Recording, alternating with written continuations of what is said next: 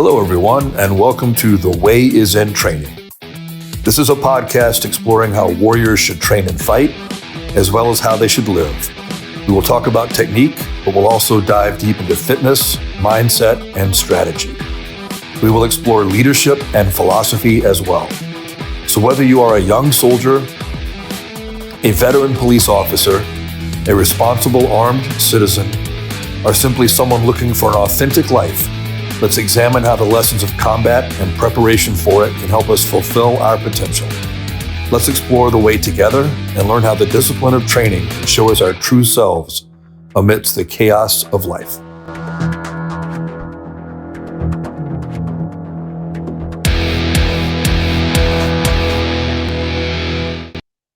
Hey, everybody, and welcome back. On this episode, I've got Melonie Kennedy. My name is Melonie Kennedy. I am a now retired Army wife. Husband retired a couple of years ago. I am a certified firearms instructor and also a certified yoga instructor. And I tend to draw the two in to merge, especially on mindfulness in both practice and out on the range, and also try to disseminate that particularly to the female audience in our industry. And the major part of that is my volunteer time as a chapter leader for Armed Women of America. I currently run the Anywhere virtual online chapter. It's a mouthful, so we just call it AVO. And used to run an in-person chapter. So I get a lot of outreach with ladies now nationwide through that process. You know, you mentioned a couple things that I got to kind of touch on because, you know, I'm retired Army myself. So and I know that, you know, my wife was never a police officer in the military, but she's an avid shooter and she's an avid trainer and has done a lot of different things, including teaching yoga, which I'll circle back to in a second. But how did it, and I'm not saying this in the sense of, oh, your husband got you into it. That's not what I mean. But how did being around military culture with your husband being in the Army, how did that kind of inform your feelings and thoughts on training and firearms and being kind of self-reliant in general? So actually, I'm to blame. He's not. I'm also an Army brat, and so I grew up all around the world.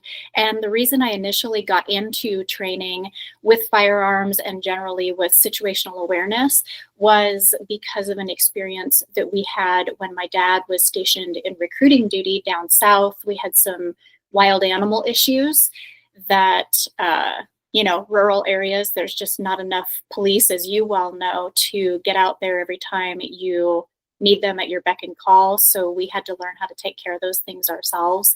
And then when I ultimately did meet my husband, our big thing is my training expanded because of his training. But I was an old revolver girl and lever action girl from back in my childhood. So okay. Yeah, so that just kind of led from there. He's pulled me out of my comfort zone there. I'm a Glock person now. So there's actually some parallels with Angela and I there too, because we actually met at a shooting class. Nice. That we were both taking. And so I didn't get her involved in it at all. I would like to think that I've kind of helped influence her and open her eyes as well a little bit to like the competition side of things and some of my experience with the military and law enforcement background. But she would not be any less into it if I didn't exist. Like it was definitely, you know, kind of her journey. We just happened to intersect along the way. So that makes sense. Yeah. My husband actually came from an area where gun use was not prevalent. So most of his experience was stuff as a kid in the agriculture side of things and then the military. And I was actually the one that introduced him to gun shows. So okay. Yeah, he made the old joke about, 2 tickets to the gun show and do you want to go? And I went, heck yeah, when is it? And he was not actually talking about guns. He's a total gym rat. So. So, and the other thing that I wanted to touch on, because once again, it's kind of a parallel to Angela and I, is she's a yoga teacher as well. And my background started out through martial arts. That's where I started my journey in training, right? And I think, people think of it as a buzzword, but especially in shooting, you have to learn to be mindful in your practice, or you're not going to make improvements. Otherwise, you're just waving the gun around and pulling the trigger. Like, you've got to really be very, very present for each repetition and understand exactly what happened and what went wrong. And I think it's not for training purposes, not for the display of skill, not for the application, right? But for training purposes, I personally think that it doesn't even really matter that you made a mistake. If anything, it's preferable that you made a mistake, as long as you can identify the mistake and work to correct it moving forward, because that's how you get better. It's very easy to do things that are in your comfort zone, but you don't get better that way beyond a certain point. And I think a big key to that, I was having a conversation with Rob Epifania about this the other day. He's a USPSA GM. He's really good. And he calls them junk reps, when there's no mindfulness present, when all you're doing is chasing a part-time without paying attention to all the nuances and the minutia. And I think that's a very good way of phrasing it. I'm promptly stole it from him right away, and I'm gonna use it all the time now. Is that, because if you don't like when I'm doing what, practical shooters call like speed mode practice, where I'm just working on trying to get faster. Right. I don't even worry about whether I have a miss or not. What I worry about is, did I see my sights when I missed? Do I know what happened with the miss? Because over time, you'll sort it out if you can be aware of that. But if all you have is that black blurry thing in your hand spitting fire, and you don't really know exactly what happened, there's no data for your subconscious to use to help you get better. Yeah, so I think the yoga thing is huge. I think it's, and not just yoga, but like any kind of practice that has that mindfulness aspect to it. Yes. I think helps you out a lot with shooting, personally. Well, and that's one of the areas where I came into it, because one of my yoga trainings is actually more of a fusion. It brings in some movements from Tai Chi, so it's called Tai Chi Fit. And that was a changeover point for me. We were actually stationed out in the DC area during the pandemic, and because of everything going on, we were pretty limited to dry fire work, right?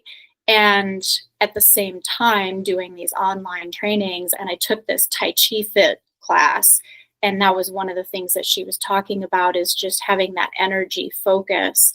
And of course we had movements going through there, but it helped me bring it into my dry fire practice also, where I could just take it. And yes, sometimes you want to plank and just go fast or do whatever, but sometimes we're actually thinking through each step and being able to translate what she had taught us in that, brought it right over for me and helped me start getting some of those movements and slowing them down and being able to examine, okay, what was I doing right?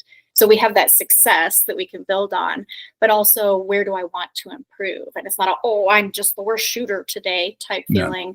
It's just okay, I acknowledge this. This is what happened. This is what I did. Now I know what I want to work on next. Well, and shooting is the kind of thing where, like, it's not like it has to be negative self-talk. It's because shooting is it's such a never-ending journey. There's always something that needs improvement. I mean, you can dissect, a world champion's run on a stage at a match, and there's going to be something that could have been done better. Yes. So I don't even think it's a negative, because I agree with you about the negative self-talk thing, and it's something I've been geeking out on a lot lately too, is kind of the appropriate way to frame things so the subconscious gets the right idea. But I don't think it's something that people should even feel that way about it all, because it's never a perfect run. It's never a perfect stage. It's never a perfect string of fire. And it's not that it shouldn't be a value judgment. It should be an observation, right? That, in Buddhism, they talk about the observer, that still point in your brain that is the part that's looking at everything else going on, that's listening to the internal dialogue, that's paying attention to what you see and hear. And that's where you need to live as a shooter, I think, is in the observer. And it's dispassionate. It's not like, oh, I did bad, or oh, I did well. It's, I did this. Next time I will do this. And that's one of the things too, that again, looking at the mindfulness aspect that we do in yoga too, because of course there's people out there that, they want to be to go back to an old 90s movie, they want to be the twisty bobcat pretzel, right? They want to be the best yoga person. And one of the things that I was taught to do in teacher training was to just tell people, just check in with the body. What is okay for you yesterday might not be what the body is up to today. Or if we're super stressed out, it might not be what our mind is capable of today, Yeah. right? Same thing on the range. There's an old movie with The Rock, one of his like earlier action movies. It's like one of his first ones after he got buff again after being so skinnied out, right? Called Faster. Have you ever seen it? It sounds familiar, but it's been a while. So this is a great, and the more you know about stuff like yoga, the funnier this is. But it's one of those like darkly comedic action movies that are kind of over the top. You know the vein I'm talking about. Oh yeah, yes. So the bad guy is an assassin who's only an assassin because he's incredibly rich, like he's a trust fund baby, and he's just bored, right? So the opening scene is this like montage of him doing this amazing yoga routine that involves like hand balances and like these really difficult poses and just like really amazing stuff. And he stops and he like wipes the sweat off and he picks up the phone and he calls his girlfriend and he goes, "I did it." And she goes, "What's that, hon?" He goes, "I did it. I beat yoga." Yes. And there's always that one person in a studio that's trying to do that, it seems.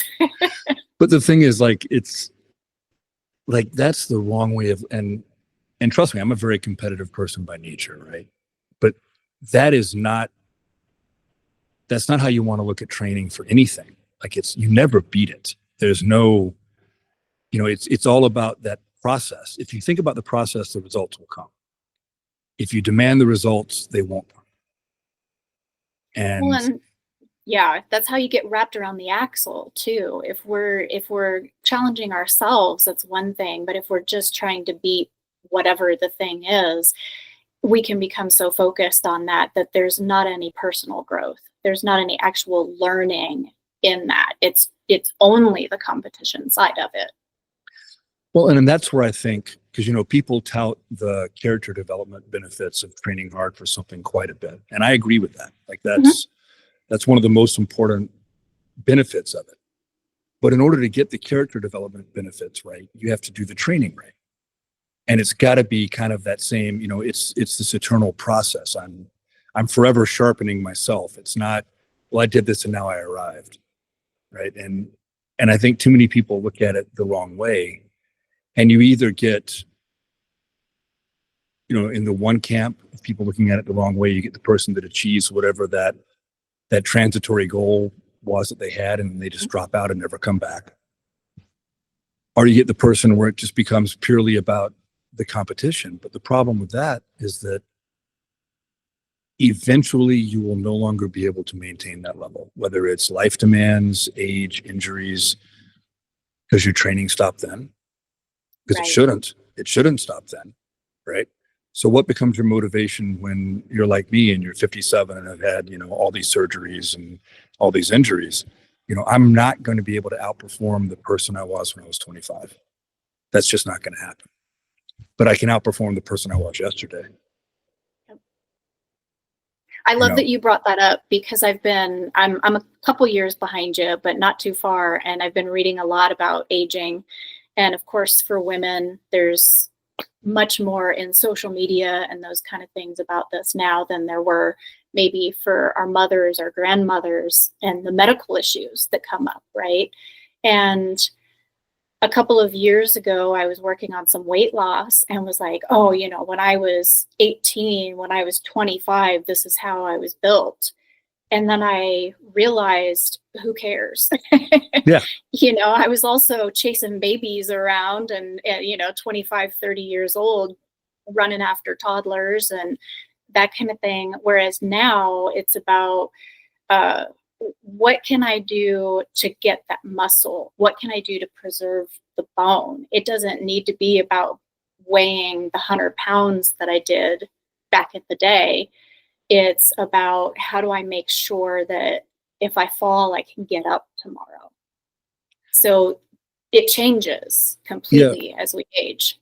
And that was a difficult, not horribly difficult, but that was not a natural thing for me. Like I worked very hard to have a certain level of fitness when I was Mhm. younger. And like the biggest I've ever been was I weighed 285 and I could still, run at a decent pace and was lean. And I think that I could weigh that still if I really wanted to. But the problem is I don't want that on my joints. Yes. I don't want the wear and tear that it takes to be that big for me because I'm not naturally that big, you know? And I had to make a decision a few years ago, kind of concurrent with the last round of major surgeries, where Mhm. I was like, I don't need to be any bigger than 225 anymore because it's just not healthy for me with all the joint damage I've had and all the injuries I've had. And it's not healthy for me with my joints to work out that way. I can still work out hard and be in great shape and be 225 and be mobile longer until I'm older and enjoy a quality of life more and not feel like I'm carrying a rucksack when I'm not. Yes. And like the younger me would have never been able to make that adjustment. But it's also, I don't need to be able to do some of the things I used to need to be able to do because of my jobs. Like they're not necessary. Now I'd rather still be athletic, but be Mhm. healthy and happy and enjoy my life rather than, grind away at stuff that's already bone on bone even more. Yeah, because they can only, I mean, yes, we've had some miraculous accomplishments in medicine, but they can only replace so many things on us before it's still just all going to hurt anyway. It's there's only so much we can do. Yeah, the hips worked great. The shoulders, they want to do them, and I'm trying not to because I asked the guy about it, and he's like, "Well, you're not supposed to lift anything over 20 pounds anymore." And I was like, "Well, it does at least improve your range of motion." He's like, "No, it just makes it hurt less." I'm like, "Well, I don't care. I'd rather, I'd rather, I'd rather be able to lift more than 20 pounds, right? Yeah, yeah. That's a couple I'll, sacks of groceries. That's yeah, nothing. I'll deal with the rest of it, right?" Right. And and eventually they'll probably improve that as well, and I'll get it done because it does need to be done. But it's I just take heart in the fact I'm kind of a geek at heart. I just take heart in the fact that all the real badasses in Star Wars were half machine. There we go. So yeah, exactly. There we go. Even Luke had a fake hand, right? Yeah, yep. We can just use that as the inspiration when the day comes. Absolutely. All right, Yeah. let's get back on track. I'm sure So there's a mindfulness thing we could pull into that with the force too. But I'm sure, but we'll let it go at that. But that's just my consolation prize. At least I'm bionic. there you go. So tell me about your podcasting stuff. Tell me about that. On my end, it's primarily been appearances. So that's I had the honor of being with Cheryl and Danny Todd recently on Gun Freedom Radio. Well, I guess it wasn't recently; it was last year. And because of my interest in emergency preparedness and community self-reliance, I've been able to chime in with Morgan over at Rogue Preparedness, had some great talks with her. She's a phenomenal resource and definitely one to geek out with. And then also some other various folks on that line of things. So that kind of appearance is always fun because my primary is writing. So I've been writing for over 20 years and been in a variety of magazines, but you don't get to interact with people. And of course, different learning styles. Not everybody's going to pick up a book or a magazine. They're going to engage more and retain more when they see things like this. They can listen to it if they're an auditory person. They can watch the podcasts, and that's been really a great area for me to expand. and what helped us come up with the idea of the virtual chapter for Armed Women of America, because all of those meetings are done on Zoom. So it's a great way to interact with ladies and make sure they're getting out, getting training, asking questions, learning from the various experts. So we have guest speakers on that I get to interview and talk to them, and we have presentations, and it's kind of circled more into that, more like the webinar type situation. Okay. Cool. Yeah, you know, and I know we talked about this online a little, just the briefest bit, right? But when I found out you were an author, I sent you a message. Writing my book was one of the hardest things I've ever done. Mm-hmm. It really took a lot more effort than I thought it was going to when I sat down to do it. Especially like in the, for lack of a better phrase, the post-production part, like all the editing and Yes. yeah, that was hard. But like I've got a few other outlines now for some more, so I'm gonna put myself through it again. But it was definitely a challenge. I have a lot of respect to anybody that can do that on a regular basis. You know, and like I've done a couple of articles for like Recoil and stuff like that, but even that is difficult. Like I've got friends, like I'm friends with Caleb Giddings, who's been a writer in the gun industry for forever, right? Mm-hmm. And he's done like a just huge volume of stuff. And I've got some local friends that, you know, one is a blogger more than anything else, but he writes quite a bit. And the other guy writes for some online publications. And the volume of stuff they do is also very impressive to me. Like if I get a fire lit, I'll do a couple blog posts in a week, but then I may not do another blog post again for 2 or 3 months. Like it's not, I can't really see myself, except when I was writing the book, and then I was kind of forced to because I was injured and recovering. But like I can't really see myself sitting down 8 hours a day being an author. Like it's fun, but it's not something I can see myself like chaining myself to a desk and doing. if that makes sense. It does.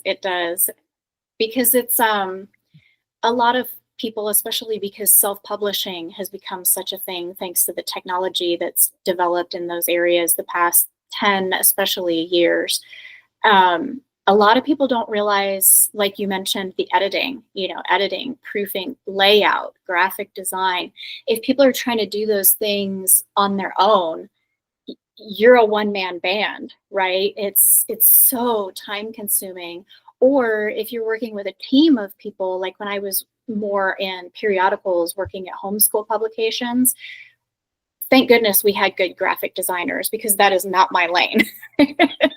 And the things that they would come up with of us sitting there, like working on the cover design for your book, right?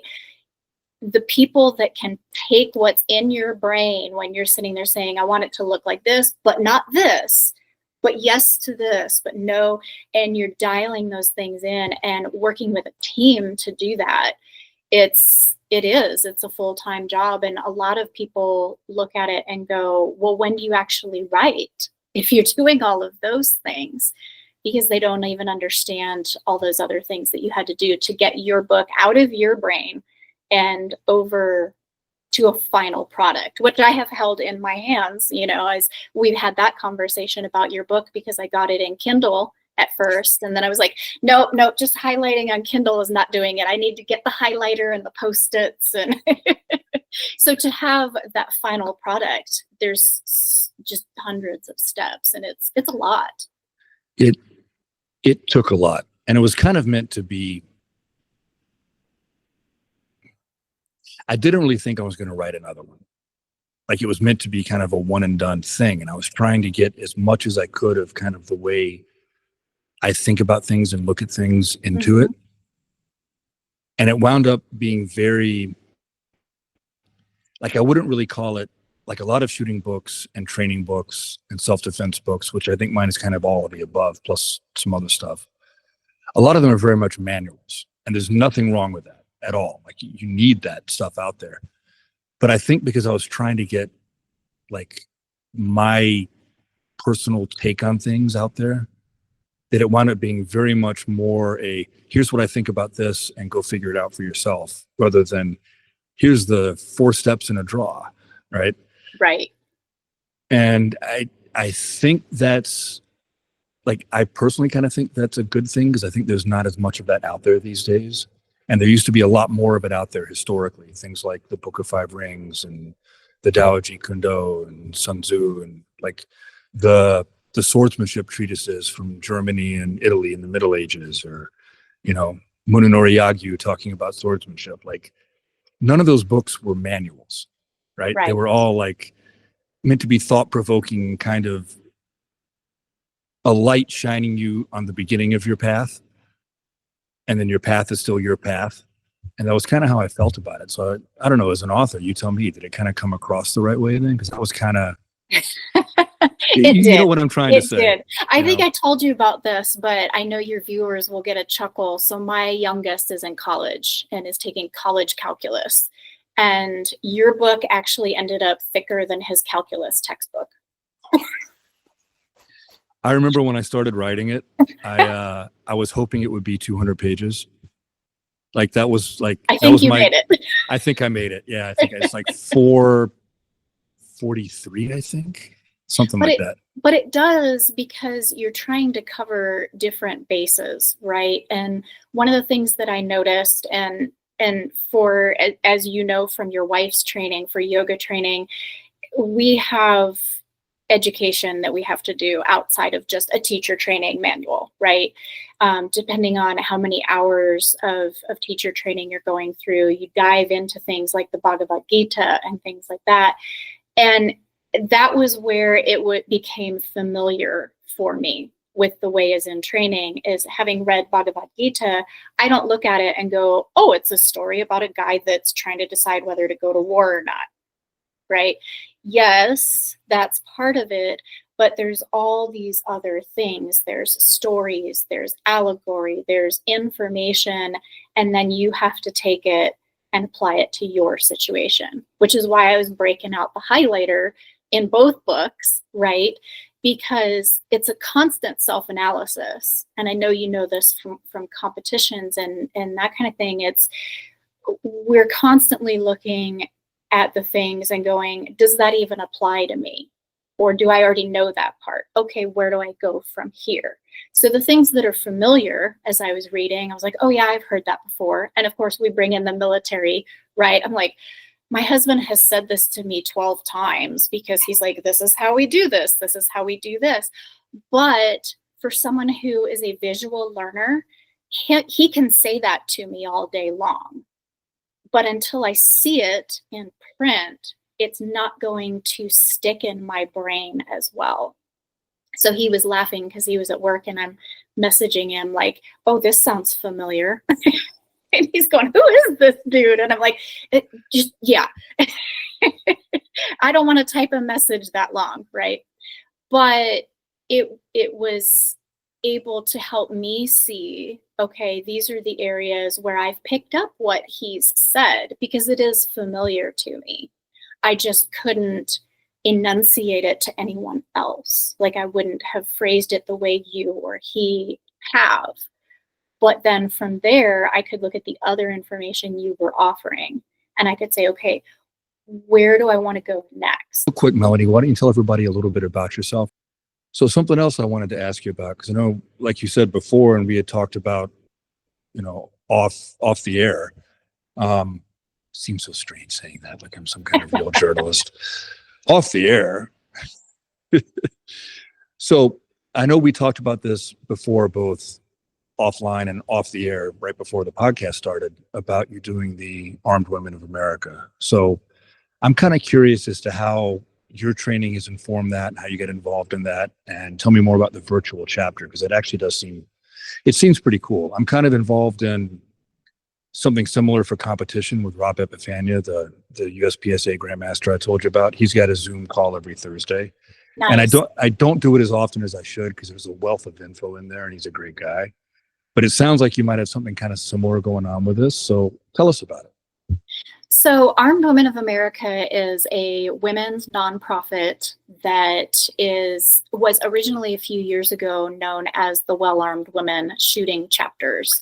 Oh, I actually know Yes. about that. Okay, yeah. Yes. So there was a name change, and there's been some confusion for people because they were familiar with the original name. And then when they started the rebrand and changing the name of the organization, all of the pandemic shutdowns happened and people weren't meeting in person. So it's taken us a little bit longer to just get the word out that it is the same group of folks. Phenomenal group of ladies. Our board of directors is absolutely amazing. And she just celebrated her year anniversary. Actually, our executive director is Jan Anenga, who, if anybody has been at NRAAM and or things like that, she was at SHOT Show. She's like, she's this tiny blonde gal, and she just radiates joy and love for the mission of getting women armed, educated, feeling brave and confident in their skills for protecting themselves and their families. So I actually got involved with the organization back in 2018 when I was, as will happen with a lot of us in the industry, you end up going into your local gun shop a lot. And next thing you know, you're either working there or volunteering in some capacity. And I was actually asked to lead what at that time was the Well-Armed Women Shooting chapter for our town. So over the years, our in-person chapter kind of petered off. People's schedules change. They move away to go live with the grandkids, that kind of thing. So we closed down the in-person chapter, but a lot of us understood that we can use Zoom and Google Meet and all of these other things now to connect with other people.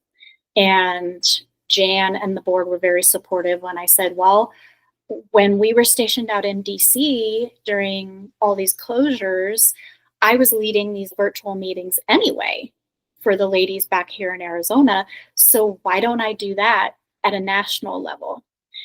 And that was super important to me because also as a military spouse, having been stationed overseas where we couldn't even have a pocket knife beyond a certain length, we certainly didn't have a firearm, right? So my training was limited to teaching my kids how to win at Nerf wars. And there may have been a few times that the neighborhood bully got to deal with mom and a water pistol, right?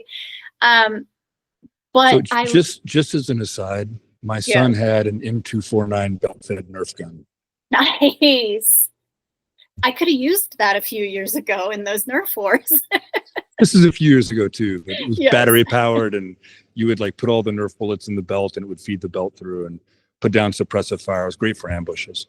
Yes, perfect. Yeah, my son he was a toddler then, and he would get under the cars because we were in a cul-de-sac. So he'd get under the cars and take kids out at the ankles with the Nerf gun. And nice. Nice. Yeah, we told him no shooting people that weren't playing, but otherwise, if you're one-on-one or a couple against a couple, all bets were off. He was just going to go for it. So yeah. Nice. I like that. Yes. So that's part of the reason also that we brought in this virtual chapter for Armed Women of America, because we do have ladies who are doing shift work. They're in law enforcement or they're EMTs, paramedics. They're working in different environments, or they're caregivers, either for little ones or for elders in the family. And for my sister military spouses that don't have access to a range, or who don't have access to their own firearms or other protective items, this is a way for them to still stay in touch with like-minded ladies and still be able to keep learning and growing. We do have guest speakers come in and present so they can learn from folks, manufacturer outreach, all those kind of things. It's been really cool. I'm a little excited, you could probably tell. I just had an idea. We'll talk more about this offline after we're done. But I would like to connect you with the people from the ACE VR system, because that might be something that would be good for you guys. It does look phenomenal. I see the videos that you and a couple of other people have put on Livefire, and my youngest is actually in VR dev. And so I was like, hey, next time you upgrade your equipment, mom needs a VR headset. So But the thing, it would give you guys the capability to kind of, virtually, obviously, shoot together because you can do it online multiplayer. So that might be, I don't think there's any groups in there from Armed Women of America. I think there may be a Girl and a Gun group in there. I'm not sure. okay. But we'll talk about it more after the podcast, but I'll do an intro if you want, and maybe they can help you guys out. That would be awesome. Yeah, because right now we do have for the virtual chapter, we do have a members only group for the ladies on Mantis. So our Mantis users can at least kind of spur each other on, get a little bit of competition and encouragement that way. But there's not the interaction that they could have with VR. And it's a really cool system. I mean, I know I talk about it all the time, but I can't tell people enough how I think it's going to be game changing for shooting training moving forward. It's going to change. I think it's going to change the paradigm, especially as it continues to get better and better and more realistic. It's going to be. It makes it easy to get significant amounts of meaningful practice in at home. And I find that I can actually be productive in it longer than I can in dry fire, because in regular dry fire, you really have to be very honest with your sights. Like, you've really got to really be honest with yourself about what you saw and what happened, and be very, very mindful, right? Well, that process is easier in there because, number one, the visualization is more realistic because you're seeing all this stuff in there. And number two is it gives you the feedback, gives you the hits and your splits and everything else. So you are paying more attention because it's going to tell you whether you did it or not for real, No, I think it might be good for you guys. Let's talk about it more often. I like it. So when you guys get together, or before it was the virtual chapter, like what kind of training would you guys do? Like, what kind of stuff would you do with your members? How did that work? So for the in-person chapters, it's a phenomenal system because every chapter has to have a certified firearms instructor as a leader. So there will very frequently be leadership teams, and you'll have someone who has multiple certifications and then someone who is still working toward that. Maybe they're new to shooting, but they really want to be involved with the community and get to know those other ladies, right? So what we did is we had a lot of freedom within the parameters of, okay, we're a nonprofit, so we're not having political speakers come in or things like that. We have certain parameters that we have to stay within on that. But otherwise, outside of the basics of making sure that every chapter leader instructor knows how to communicate effectively and especially focus on safety, we have a lot of room to work. So in my area, because we're in Arizona, we have to worry about things like high winds. We have to worry about dust storms and especially wildfires.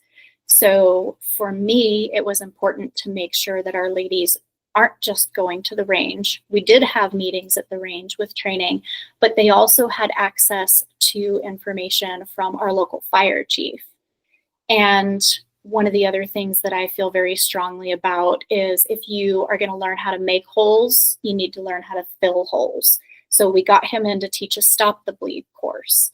And that actually has led to quite a few ladies in our area coming in for refreshers, making sure they stay up on their stop the bleed, their CPR, AED, and that translates in the community away from the shooting chapter and literally onto the roads in our area. Rural roads, high speeds. There are people who have had to use their skills with car accidents, those kind of things. So basically the leaders will go through, we like to map out a year in advance. And so we'll survey the members and say, what do you want to learn? And we've actually got a really cool thing coming up because one of our leaders in the virtual chapter hunts, she fishes, she's into archery. So this exposes the ladies to shooting sports like archery. And she's teaching about shotgunning and things like that, as opposed to just we stand there with our pistol and we each fire one shot and then everybody fires another shot. You don't have to let it be a boring thing. And you can cater it, because we've had women who have never even touched a firearm before, never even been around one. And then we have ladies like that that are hunting, they're going out and they're doing all these things. So if people can get in touch with an in-person chapter, it's phenomenal, because not only do they have what we have planned on the virtual side, and you can be a member of more than one chapter. So you could go in person, hit the range, and you could ask your leader there and say, hey, Melonie said this, can you show me what she means? Or I saw this podcast and Melonie and Matt were talking about this. Can you explain that? So the in-person chapters really provide a great opportunity, and they're always held at sponsor ranges. So again, we're working on that community. We can help support our local ranges, our local gun shops too. And I think there's an aspect there that is often missing from people's firearms training, and especially at the earlier stages. Sometimes people find it later on, but I don't think it's that common earlier on. Is having a real coach or mentor for your shooting is really rare. You can take all the beginner level classes at your local commercial range, but it's not really the same thing as having somebody you can go and say, hey, I've been working on this and this is happening. What am I doing? Right. Yes. And then later on, when you become a lot more advanced, you wind up sometimes hooking up with serious competitors who are at a higher level than you, but that usually doesn't happen for a while. So there's this big vacuum. And I think that for a lot of people, that's okay, because they've led the life that's made them used to seeking out answers on their own and figuring it out. But that's not everybody. And that doesn't mean that the person who hasn't had that experience at kind of putting themselves out there on their own in their past, that has nothing to do with their potential or their skill or their need to learn it. Am I making sense? Absolutely. And one of the things that, I think you and I well know this all too well, is vetting instructors when you are ready to go to the next step can be difficult. Yes. Just because somebody's got a big name doesn't mean that they will be able to explain things in a way that one person understands versus another. Or for me, I've had issues when I try to watch, say, YouTube videos, because as someone who, again, learns visually, if someone's talking too fast, then I can't comprehend and I'm not going to retain as much. So if someone says, hey, this person's a great instructor, but I know you, I know how you learn, they probably aren't a fit for you, for your learning style. When we have an organization like this that's nationwide and your leaders are getting together, just like people that go and shoot matches, everybody's talking, right? Where we have the wonders of social media, of live fire and apps like that. And we can say, I don't have that skill set. I'm not ready to take you to the next level, but I know this person and I've seen really great things from them. I think you should connect with them. And it helps them vet and get into the next step, and also to feel safe in taking that step. You brought up something I think that is a really important point that is not acknowledged enough. People need different coaching cues and different teaching styles. And someone being a phenomenal instructor does not necessarily mean they are the right fit for a particular student. Mm-hmm. And that, I think, is something that is kind of not really understood, but it's very true. It's not even necessarily, yes, sometimes it is because one instructor is better than the other, right? Mm-hmm. I mean, that happens. But that doesn't necessarily mean that that's why one instructor is better for you than the other. It could simply be that their coaching cues resonate with you more. Their communication style resonates with you more. The way they present material makes it more accessible for you, the way your brain works, the way your learning style is. the way you think about things. And that's been something that has been like one of my journeys as a teacher. Is I've really made a concerted effort to try to figure out how to reach as many people as I can through different coaching cues. And it is far more nuanced than I think most people would think. Like there's a real art to that. And I'm not saying that I've mastered it by any means, but I'm at least aware of it, that there's a true art to saying the right thing to a particular person at the right time to get the light bulb to come on. And especially in firearms and even non-lethal, there are different situations. One of the things that I see a lot in our organization and also the classes that I have taught personally is when I'm dealing with female students, many times we're looking at someone who has come into this not because they're a gun girl and because they're like, oh, this is the thing I've always wanted to do, but because there was some sort of event that pushed them to realize I need to know how to use this. In some cases, it could just be that, they were always around guns, but their great grandpa said, oh, guns aren't for girls, right? But now we have a mental block. We have a training block there.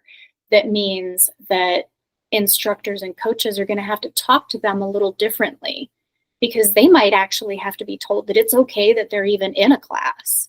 And then we have had some women who are domestic violence IPV survivors who the reason they have sought out Armed Women of America is because just being in a classroom where a door is closed with a bunch of big burly dudes is not conducive to learning. They're in a fear state immediately.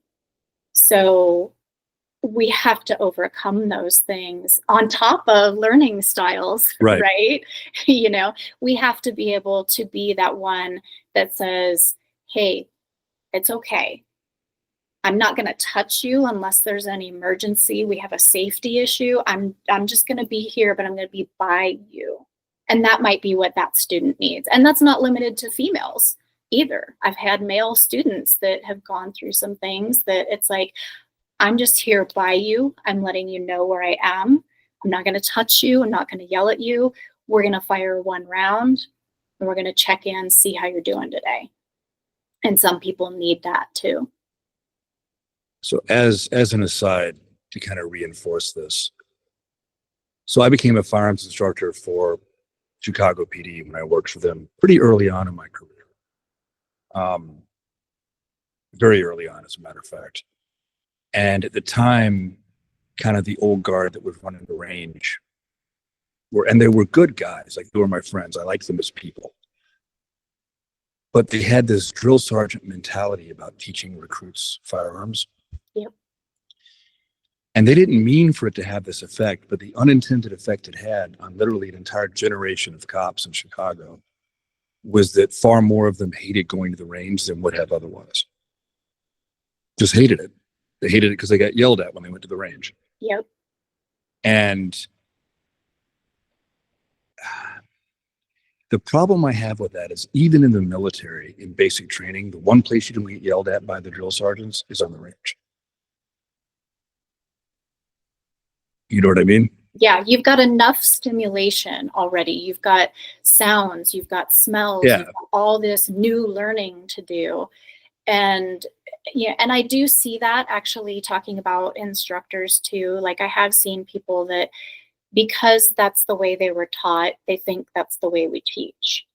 And some people will be okay with that, especially if they're very competitive, athletic, that type of thing, and accustomed to it. But other people will just shut down and they're not learning at that point. Well, but even, speaking as the guy that was a Green Beret and was a Chicago cop and competed in martial arts and, at least had the boxes checked for being a quote unquote tough guy, right? I don't think anybody learns well that way. Right. And I'm not saying, especially in a military environment, that there's never a time you should yell at someone. There absolutely is. Yes. Yes. But usually that's done for something different than learning skills. That's usually done for creating and instilling discipline and esprit de corps and giving a rite of passage and all these other reasons why that's done to, basically knock the civilian out of someone, right? Right. And that is necessary, but that's not skill development. That's not building skills. And I personally I've even gotten to the point where I don't like combining shooting training with things that cause exertion unless you're testing your shooting. When it's time to develop skills, it's time to develop the skills without layering everything else in on top of it, right? Because all the other stuff is really distractors. Yes. The shooting is just the shooting. It doesn't really change that much. Which sight picture you choose based on the target will change a little bit. Which trigger press you choose based on the target will change a little bit. But the process of shooting remains constant. It's when you add in all the other layers of distractions and difficulties on top of that people lose the ability to shoot, And also if it's horrible as opposed to a little bit fun or at least more of a neutral experience, the brain is going to pick things up differently too, because we're not trying to shut out this additional stressor. Absolutely. It doesn't have to be a party, but well, it should be fun though. I mean, training, even when training sucks, it should still suck in a fun way. I don't know how to explain that to people that haven't experienced it, but even my hardest workouts that leave me gasping for breath on the ground were fun. They were just fun in a way that sucked. Or I have some very difficult drills in my classes, and I call them my soul crushing junk punches of epic proportions.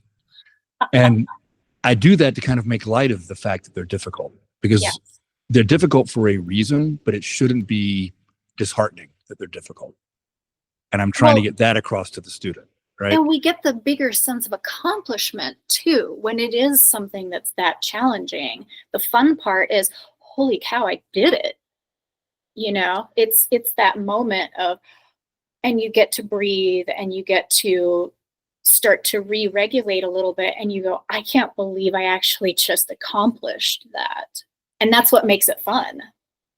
And one of the things I talk about, and I talk about this both for self-coaching in my skill development class, and I talk about it for coaching others when I do an instructor development, because I'll do those for law enforcement pretty frequently.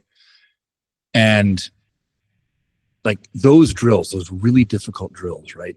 They matter and they're important, but they're like the seasoning. They're like the spice. They're not the main dish. They give it flavor, but they're not the protein. They're not the carbs. They're not, the big pieces you put in. And you have to really know your student. I'm basically a caveman. I can literally pound my head against a brick wall all day long and will not be discouraged at all. That's just me. But in my old age, I've gotten wise enough to realize that most people don't work that way. Mm-hmm. And it's not better or worse that I work that way and they don't. It doesn't mean that I learn faster or that they learn faster. It means we have different learning styles. I have no problem with standing on the range until I'm knee deep in brass trying to get something that I'll finally get after the 5,000th try, right? Knowing that getting it once is the gateway to getting it more than once, But another person who learns differently and has a different psyche, and this isn't a criticism of them at all. If anything, it probably means they're more civilized than I am. That's not going to work for them. They need to kind of titrate the dose up like you do with medicine. They need to get little intermediary steps before getting to that final hard goal. And that's okay. And their way will be faster for them than my way would be for them. It's just that I know myself, but I also understand that not everyone is that way. Yes. And that I think is a big thing that teachers need to get, the yelling at me it didn't bother me, because by the time I was in the police academy, I was 30 years old and I was a Green Beret. I was I've been yelled at by ambassadors. This is not going to affect me. I don't care. But that's not everybody. And it's okay that that's not everybody. And that's not a criticism of them either. Their life experience is different. And the mind is a tricky thing. It is not an insult to say that someone being taught in the improper style can discourage them or distract them. It's just the way their mind works. It's not an insult. It's not a criticism. It's just a reality, right? Mm-hmm. And And this is actually something that never occurred to me before. I'm quite possibly actually the opposite. Like, like my learning style is so drastically different than my teaching style because I've learned how people learn Yeah. that I'm actually better off with the soul crushing junk punch. Like that works better for me if somebody gives me like basically an impossible task and, you know, mocks me when I don't get it. Like that actually works better for me. But that Yes. doesn't mean it works better for everybody else.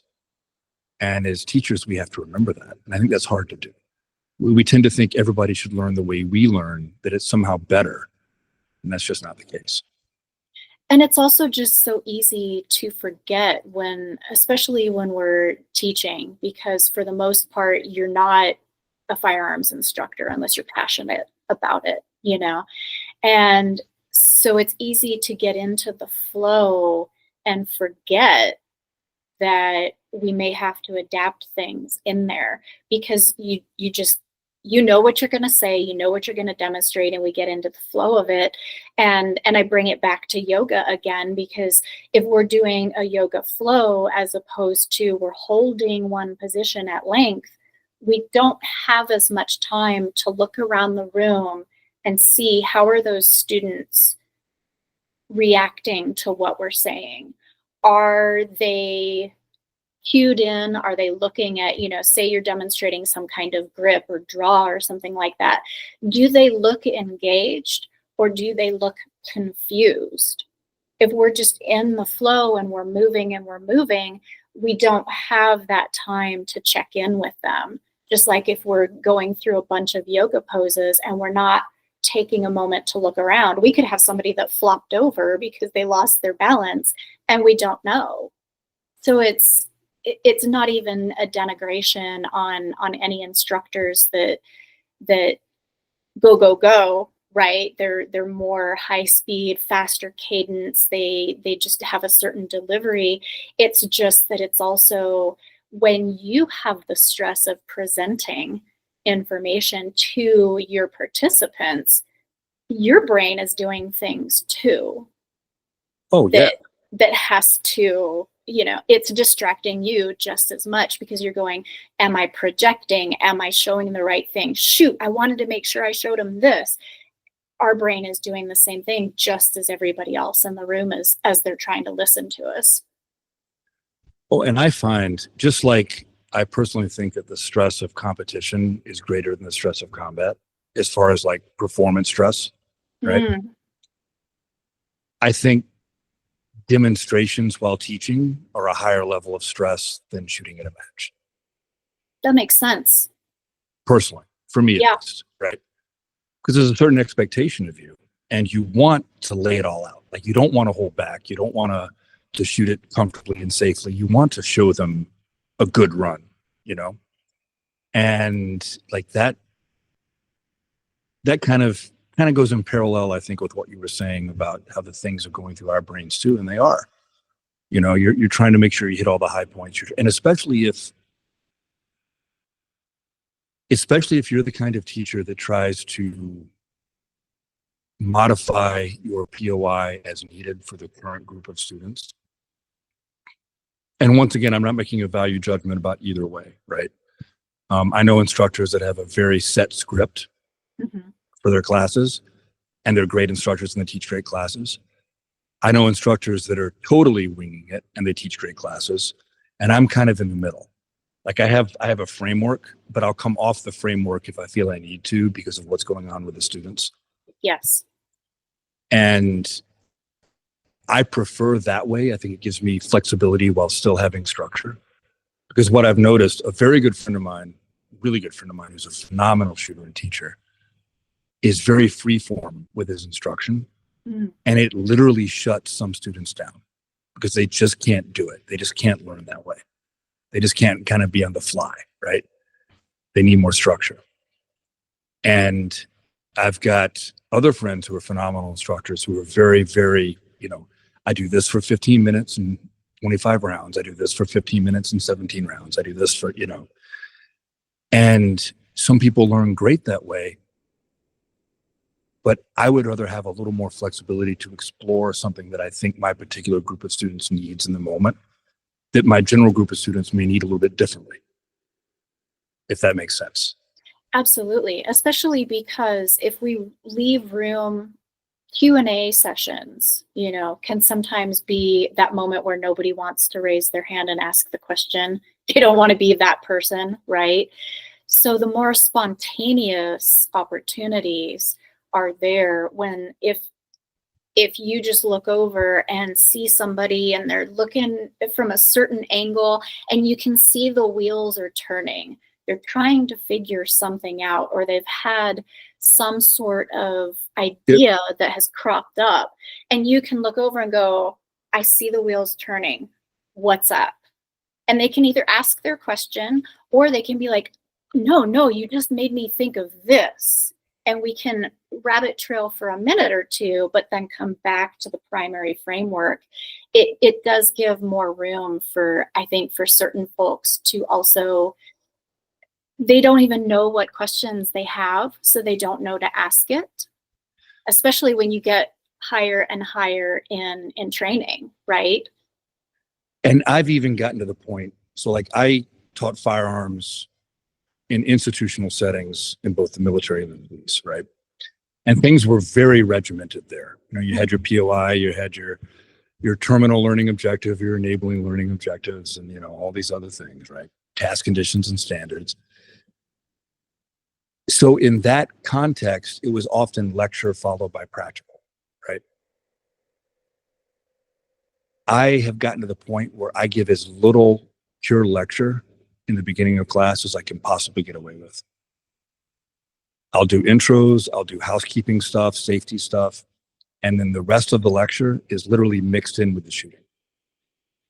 And it seems to have much better results with my students. I think for the kind of person that typically does shooting as an adult, it's a better way to learn. It kind of fits their, we tend to trend more towards type A personalities. We tend to trend more towards the true adult learning model, right? Yes. So I try to follow those. So. And it also implants it into the brain because, again, looking at those different learning styles, if someone is a kinesthetic learner and they're learning through the hands-on things, you can stand there and lecture at them for 3 hours straight. But until you hand them that gun and say, do this, now I want you to do this, now show me this, that's when it clicks and is actually fully comprehended and completely retained. They have to have that hands-on moment. Yeah, and the visual, people need to see you demo it. Yes. And you need to hit all those styles of learning too in the instruction. All right, so real quick, because we got to wrap it up. I've had a great time talking to you. Let's tell everybody how they can get a hold of your chapter of Armed Women of America, and then let's go ahead and put your books out there. Tell people where to find you as an author, because I think people might like that. So Armed Women of America, the easiest way to get in touch with our chapter or to find a local in-person chapter, or both preferably, is to just go to armedwomen.org. So you can click in and look up our chapter, which is called the Anywhere Virtual Online Chapter. And it does have its own page in there. Or you can look at the map or the list and find a chapter near you and get in touch with an in-person chapter that way. So that way you get the live fire. If you're in the Tucson, Arizona area, you can also get in touch with me through the AVO chapter. And we have little ladies events, just informal things. Nobody's obligated to come to it, but we let folks know when there's matches or get-togethers. And then also they can be a member of more than one chapter. So if you want the best of both worlds, you want the online resources that we're offering in the virtual chapter, but you want to get together with ladies locally, we do offer a discount on your second or third chapter. So they pay their initial membership fee and they can go do whatever. And then additional chapters are only like $15 or $20. So if that's in their budget, they can expand those training opportunities. And then for my work, my name is spelled a little bit differently than most Americans are used to. So you can go to meloniek.com. It's MELONIE, and the letter K.com. The book that I'll be dropping this fall is hopefully going to be out for National Preparedness Month in September, and that's called Prepare Anywhere. And that's going to be focused on the little things that people can do to make their homes, their families, their communities safer, more prepared, and more resilient.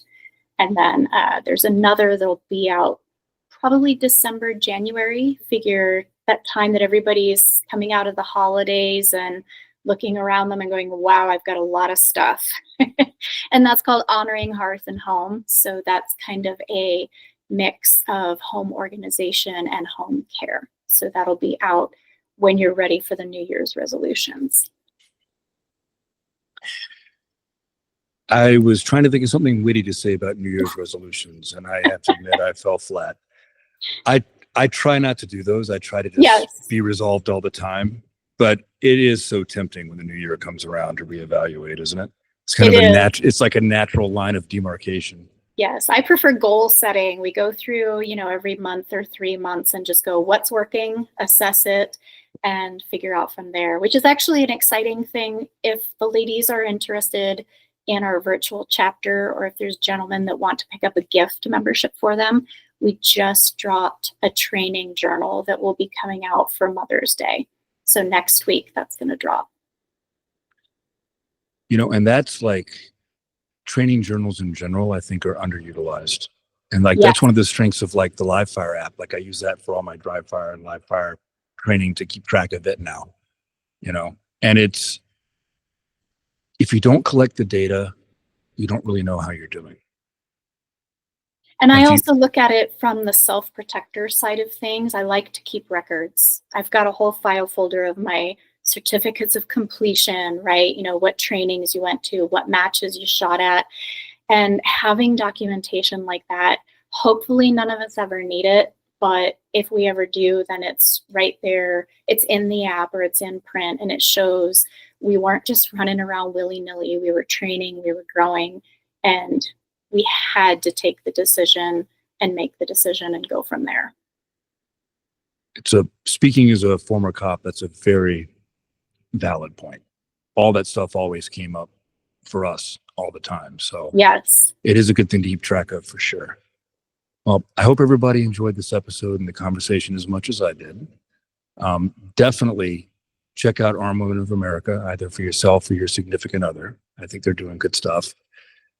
And I will talk to everybody again next time.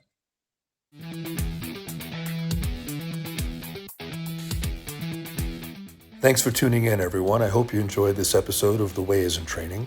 Please come back again as we explore how training makes us better at our craft and better in our everyday lives. See all of you soon.